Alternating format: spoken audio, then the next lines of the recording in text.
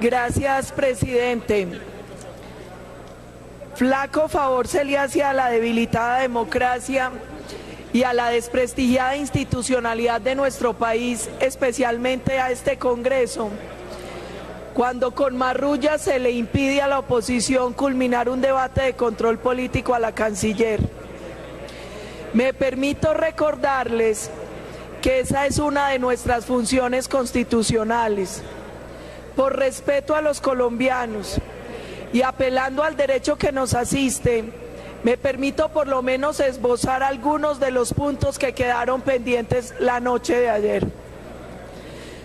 Primero, ayer en este recinto, la canciller sostuvo que el acuerdo de extradición con Estados Unidos no estaba vigente y que se apelaba al Código de Procedimiento Penal en el caso del exministro Andrés Felipe Arias. Concepto que usted dice que nosotros, que la doctora Alejandra Valencia, no se escucha.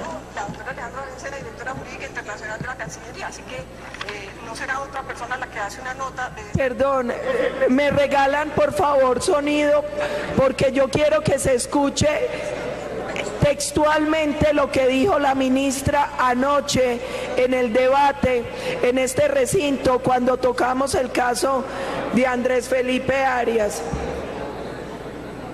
Aquí está el concepto que usted dice que nosotros, que la doctora Alejandra Valencia, y le digo, la doctora Alejandra Valencia es la directora jurídica internacional de la Cancillería, así que no será otra persona la que hace una nota de esta naturaleza a la Embajada de Estados Unidos, pero dice clarísimamente, el tratado no está vigente, pero están vigentes las leyes del Código de Procedimiento Penal por lo cual se lleva a cabo esa solicitud.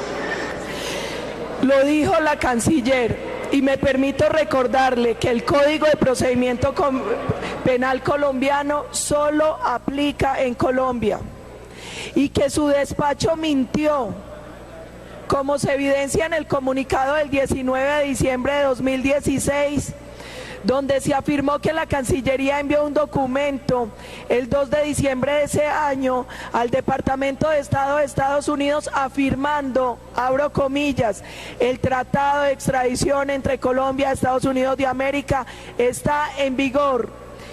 Esto significa que la Cancillería cometió un delito, falsedad ideológica en documento público. Dejo como constancia el comunicado. 2. Frente al tema de Venezuela, solo después de 7 años el gobierno reaccionó.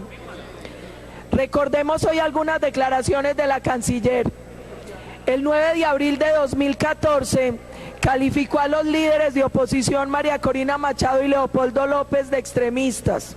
El 18 de marzo de 2015 rechazó las medidas de Estados Unidos contra funcionarios del narcorrégimen de Maduro, responsables de corrupción. Senadora, un minuto. Por favor, los compañeros que están charlando al interior de la plenaria, que por favor ocupen sus puestos y le permitan a la senadora seguir con su disertación. Se le pide a los compañeros que tengan la consideración con los compañeros que ayer no pudieron terminar el debate. Gracias, presidenta. Repito, el 18 de marzo de 2015 la canciller rechazó las medidas de Estados Unidos contra funcionarios del narcorrégimen de Maduro, responsables de corrupción y de graves violaciones a derechos humanos. El 29 de marzo de este año dijo la canciller, abro comillas, no creemos en la expulsión de la OEA ni en lo de la Carta Democrática. El papel de la OEA y su secretario general es ninguno. No tiene papel el secretario Almagro. Se la jugó de más con eso de la expulsión y la Carta Democrática. Hoy, después de más de 12.900 deportaciones ilegales de colombianos, después de sistemáticas violaciones a los derechos humanos de nuestros conciudadanos y del pueblo venezolano, después de 47 violaciones reconocidas por la Cancillería de nuestra soberanía y de una grave crisis económica y humanitaria en la frontera, exigimos firmeza, que no son trompetas de guerra. Tenemos que superar el debate maniqueo entre paz y guerra. No todo es paz o guerra. El dialoguismo sin condiciones, por encima de realidades que abruman y forzado por el terrorismo, solo ha permitido que se mantenga el narcorrégimen en el poder y con él la pérdida de vidas de inocentes. 3. Qué mal mensaje la doble moral frente al nepotismo, que irritaba a la canciller durante el gobierno Uribe, pero que justifica en el gobierno Santos. El país sigue esperando explicaciones sobre un largo listado de funcionarios, parte de los cuales presentó anoche la senadora María del Rosario Guerra. 4. La canciller trató de justificar el crecimiento burocrático y el del gasto del ministerio, hablando de la absorción de Migración Colombia y el cambio de precio del dólar. Yo los invito a hacer una reflexión a los colombianos. El dólar pasó de 1.899 pesos en promedio en el 2010 a 3.051 pesos en promedio en 2016. Es decir, el dólar tuvo un incremento del 61%. El euro, en cambio, frente al dólar, pasó de 1.32 en 2010 a 1.1 en 2016, es decir, disminuyó un 17%. Entonces, ¿cómo explica la Cancillería incrementos salariales como un incremento del 515% al embajador de la Santa Sede? Repito, 515% subió el salario del embajador de la Santa Sede. 377% subió el salario del embajador en Cuba.